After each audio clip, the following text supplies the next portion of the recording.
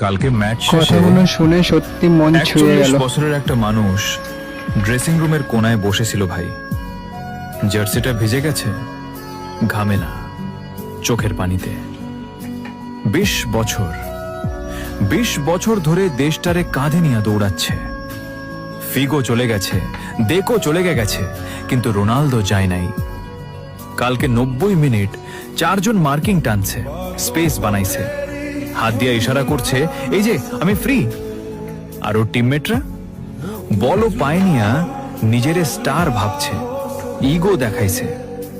Ronaldo রে, নিজের legend রে বল দেয় নাই ভাই। ক্লাবেও রাজা, ইউনাইটেডে বস, রিয়ালে কিং, জুভেতে লেজেন্ড। আর দেশের জার্সি গায়ে দিলেই একা হয়ে যায়। মেসির পাশে ডিপল দৌড়ায়, ম্যাক অ্যালিস্টার জীবন দেয়, আর রোনালদোর পাশে ইগো দাঁড়ায় থাকে ভাই। এটা দুঃখ না ভাই? 970-এর ও বেশি গোলের পরেও খালি লাগে যখন নিজের পোলারা সম্মান দেয় না। 5টা ব্যালন ডিওরের পরেও কষ্ট হয় যখন শেষ WC-তে কেউ পাশে থাকে না। কালকে ম্যাচ শেষে রোনালদো বুঝে গেছে, ট্রফি হয়তো হবে না, কিন্তু ওর চেয়ে বড় কষ্ট নিজের দেশের প্লেয়াররা ওরে বুঝে নাই। একটা রোনালদোই জানে ভাই, দুঃখ কাকে বলে।